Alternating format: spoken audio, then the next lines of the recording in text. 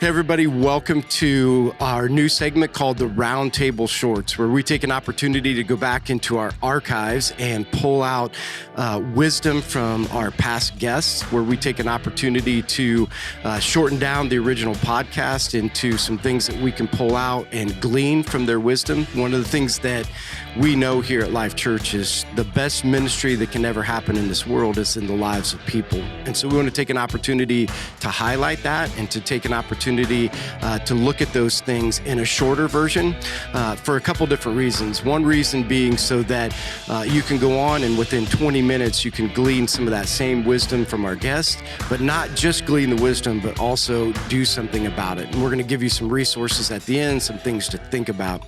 So in this first episode, we want to take you back to Nick and Chad, who brought up a point for all of us to consider, one that I think we all know, but one that we tend not to do anything about. And one of the things that Nick said was this: if you can reach a man, you can reach a family.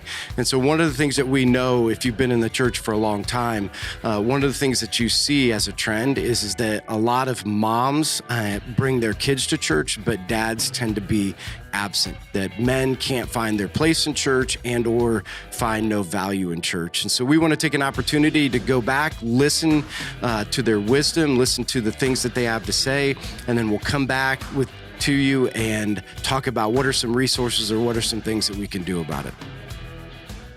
So part of my passion for being a church planner was just like, there has to be a different way to do church. Yeah. There just has to be a different way to relate with people. There has to be, again, and I've said this on all of my podcasts that we've talked about this, I have passion to reach men. Like, I want to figure out how to reach men. And if we can figure out how to reach men, I think you can change the world. Like, if men step into their leadership roles and do you reach a man, you reach a whole entire family. Yeah, that's what I mean. You know, but again, is church really designed to reach men, or is it designed to reach women and children? And I've always said, there's a lot of times that church is designed to reach women and children, and that's why they come, and that's why guys are sitting at home. Because what is there for a man to do? So how would we change that? Well, I'm just saying. I think that's what I was getting ready to say. We don't have like a roadmap for church. Like, you know, we have our Western model, an hour on Sunday, sing, message, go home. I don't, I have my complaints, but I don't have any solutions. There's not, the Bible's not very clear about what we should be doing. Well, I think part of the problem is that, well, I think it does it in a couple different ways. It's just the Western church has not accepted it. So Scripture tells us pretty clearly that for all of us, that he's gifted us, right? So he's gifted us like naturally. So everybody's born with a natural gift. Like work with your hands or do it. Yeah. And he's designed you in a certain way. So here's what we know about men. They find their identity in what they can build and what they can do with their hands, right? So that's how men find their identity. You're never going to change that. 95% of all men's design is to find fulfillment in what they can do with their hands. Right. So the church essentially ignores that, because what can a man do with his hands in church? You can raise them. Yeah. You can raise them. Yeah. Other than that, how does he fit in? How does he? Well, he doesn't. That's my point. So then the other part of it is then he's also given you a spiritual gift. So the point is how do you put those two things together, and then how does the church help figure that out? Like, how do we design church around the abilities for a man to be able to do things that contribute to the overall salvation of people, even if it means building something or constructing something or, again, doing like this whole adulting 101, that's going to happen. So adulting 101 is the idea of how men can teach other men and boys and women how to build a house and how to plumb and how to do, but there's purpose behind it. It's like helping them see other men who are Christ followers, and you're doing it together. And so then what goes with that is we're putting in a shop here. Not processing, we're actually going to We are now? Yeah, so we're going to be putting in a shop by the back of the stage, and that shop is going to be used to build stage design. And again, I've always said, like, I don't really care that much about stage design. I just think it should change all the time so men can build things. Ooh, that'll men be a can good work together. Like a woodworking shop. That's my point. And so then you could bring other guys in and say, listen, you might not know your place, but you could come and help me build in this wood shop, or we can design it out of metal and we can cut and we can do, and then we're going to put it up there. And then all of a sudden you're like, listen, I have my place. And now when I'm sitting there on Sunday, I'm like, you can see your work. I'm a part of this. Like I'm. If there's anything men will do, believers and non-believers alike, it's like pick up a 2x4 and like hit it against something. No, I know. That's my point. Yeah. So my point is so why doesn't the church Instead of just saying we have a box that you have to fit into, we're just saying, no, we're going to design everything around this aspect. So if men are designed in certain ways and have those gifts, so what do we do? Instead of just saying, we're going to change stage design. This is just an example. We're only going to change stage design twice a year because we just want to do it. Instead of saying, I would change stage design. If we had men that want to build, I'd change stage design every 3 weeks. Yes. You know, and the stage design is based out of what are these men now good at and use their craftsmanship, but teach them to do it on purpose. And so what would it look like and what can we try and how can you develop? And then all of a sudden you're giving them buy-in and then all of a sudden you're saying, see, God did design you and there's nothing wrong with your design. The church, when you come and there's nothing there, says there's something wrong with you. Because you were designed and find fulfillment in something that's not here.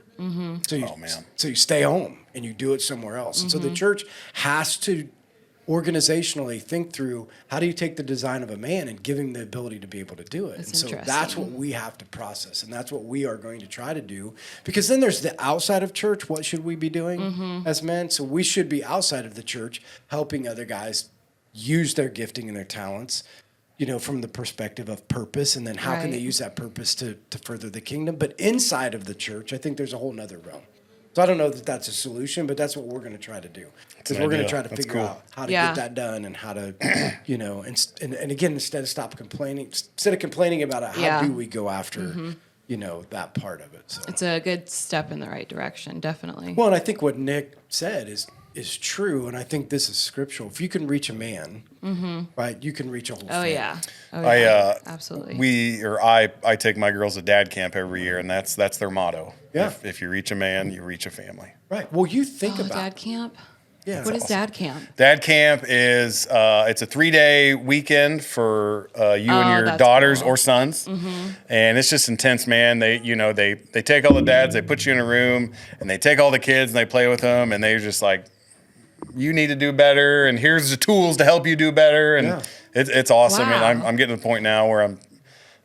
You graduated from it? No. Well, my kids still want to go.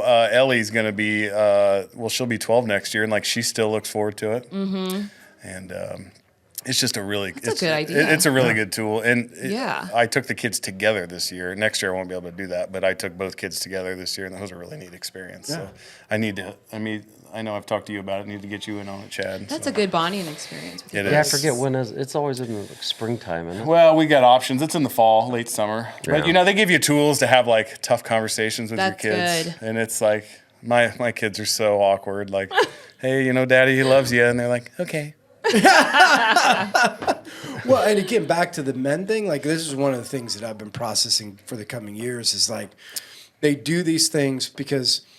Like you look at the military and you look at other places where they develop men, they put them in situations to challenge their perspective and challenge their fortitude and challenge where they are. But the Christian church does none of that.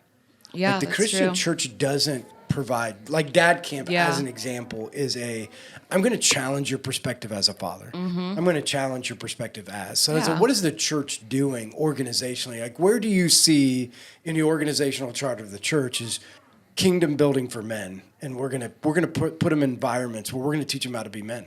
We're gonna teach them the design that God put. Like, where do you see that anywhere in an organizational chart of a church when it could be when Scripture would say, based on what you said, Nick, the most important thing, right? Yeah. So why aren't we doing it? Yeah. So why isn't it anywhere in the chart? Yeah. You know why? Why? Because church is made for women. Well, that's why. I really put myself out there. Like Fight Club. You ever heard of Fight Club? Yeah. That's just for men. Yep. Yeah. So I go seek those things, and they're all kind of third-party organizations. Right. They're not based out of any one church. Right. So they're out there, but you gotta go get them. Right. But and you gotta drag. You gotta try to drag your buddies with you, and if you ask 10, you might get 1. So. Right. But if you were looking at it from the perspective of like, how can we be effective? And we know Scripture says if you can reach men, you can change a family. Why wouldn't the church focus around those things? Why wouldn't we create environments for men? And again, this isn't when I say church is made for women. Why, Chad? Because it's hard. Hard to reach men. Yeah. But do you think if we gave them environments that fit more of their what they're already doing and then teach them purpose behind it, that they would be more apt to be a part of it? I would think so. Yeah, because don't you think it's part of the hard part of it is we ask them to do something that's completely foreign. Mm-hmm. You know what I mean? Like we're asking them to be a part of something that there would be nothing normal in that. Like, can you be an acolyte or can you be a, compared to, can you be a, Yeah. Well, you've heard of the acolyite things, right? Like you candle lighter people? Yes. Yeah. Oh, I can't do that, Mike. I'd burn the church down. we could. But you know what I'm saying? Like we ask them to do things that They don't want just to do. use Nick as an example. Be a worship leader. How many men are prepared? And I hate when I don't like doing it. But see, that's my point. That's part of the process, man. You want to grow, like get uncomfortable. Yeah, but that's my point. How many guys are going to be like, I'm shying away from that? Because that's honestly, for some people, that's never going to be their gift. Right. And It's they not don't even a need- gift. It's not a gift. But the point is, they don't even need to be challenged to be the worship leader. If they could go into a room and teach a young man how to build something and give him Jesus in the midst of it, do they have to be a worship leader? Yeah.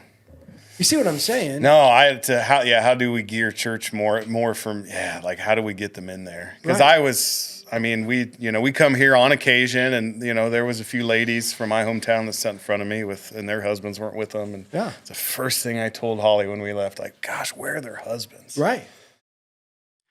Another resource that we have for you is Dad Camp. You heard Nick talk about that. It's an opportunity, and it can be done in a lot of different ways.